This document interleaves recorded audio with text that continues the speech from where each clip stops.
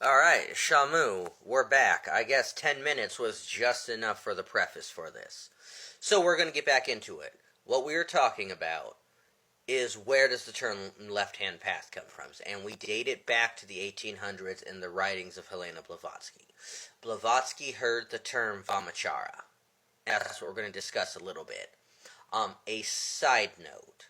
Well, first a reminder, again, this is not to attack anybody's practice or anything along those lines. This is merely an attempt to hit my 3 movements that I mentioned in the first video, as well as an attempt to put all the cards out on the table so we can see where they all lay.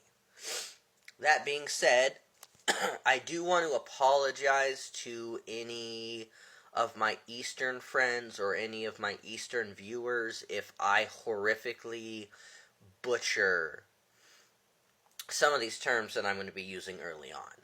My knowledge of these things is very surface level, especially with me coming from a Western world view.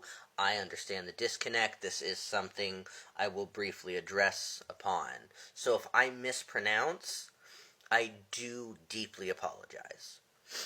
So Vamachara, it translates as the left hand of the goddess.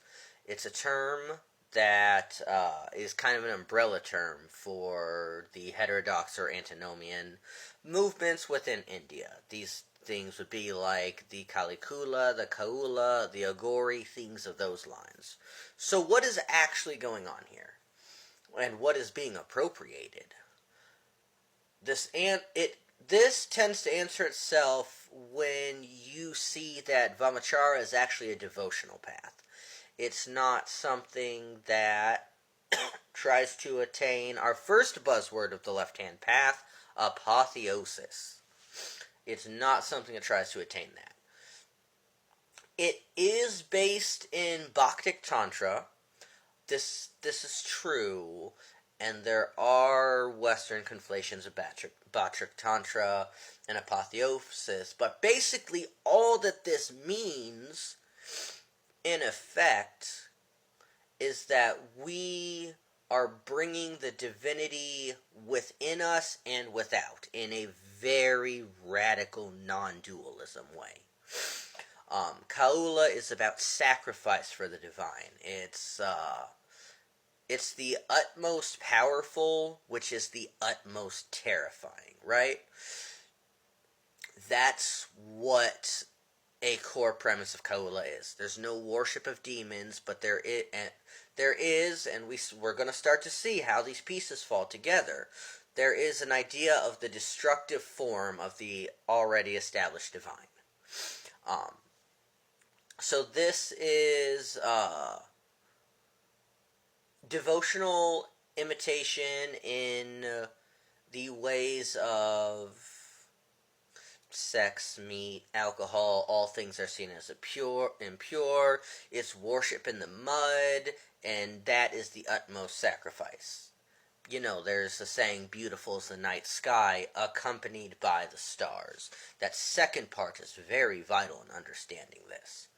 So this is where Blavatsky gets it. Blavatsky saw that term, left hand of the goddess, and saw that there was a level of taboo breaking, and decided that this was the sinister, evil left hand path.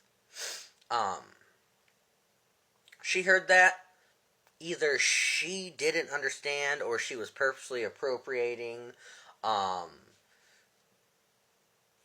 that's just what was wrote about. That's what was pushed by the Theosophy Society.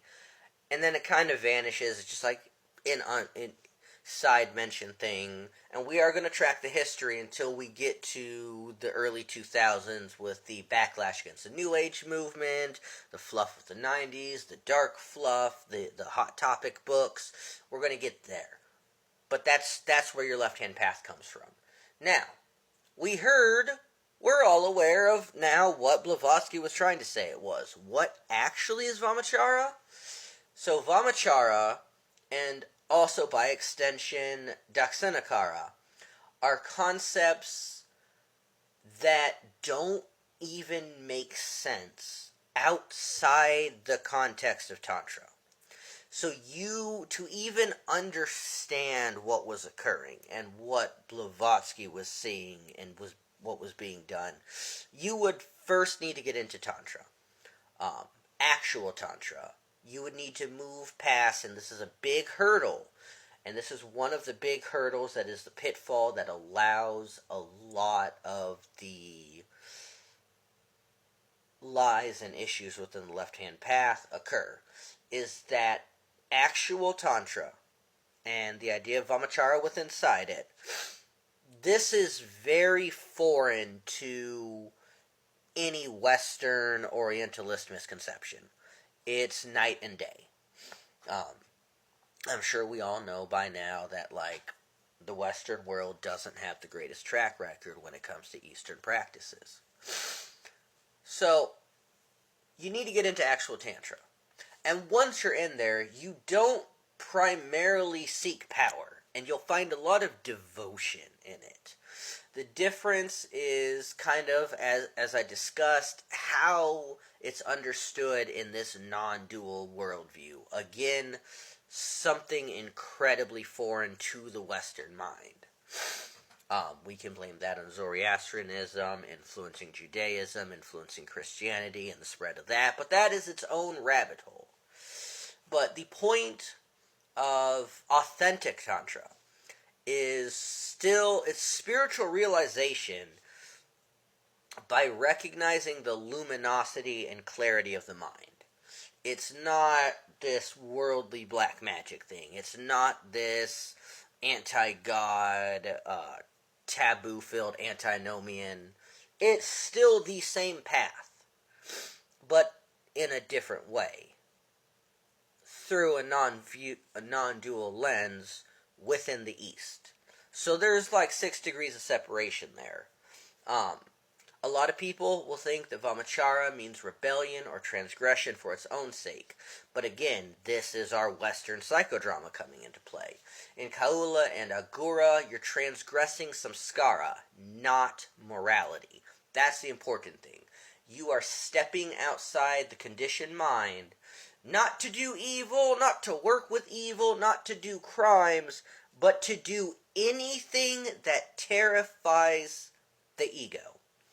And you do it in service of the Devi, not for your own power trip. That's why this is still bhakti.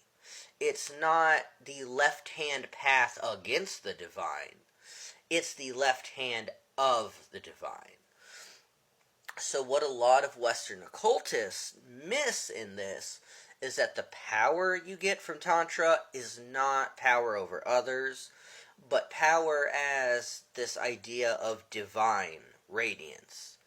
Not personal radiance, divine radiance, or Shakti.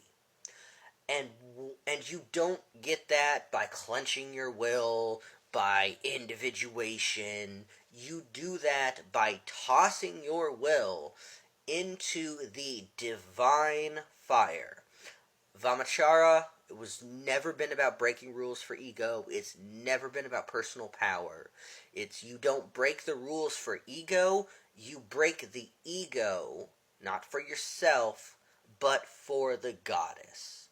That's about 10 minutes, and that was about all I had for the first part of... So this is what Blavatsky was looking at when she coined the term left-hand path. This is what she misunderstood on a very fundamental level. And it is this initial misunderstanding that will be the first in a series of dominoes that will then topple down to the current issues that we see within left-hand path. That is 10 minutes. Yep, perfect timing. Until then, I do need to get laid down. I have a busy day tomorrow. Shamu, everyone. May your ancestors bring you sweet portents and the greatest of dreams.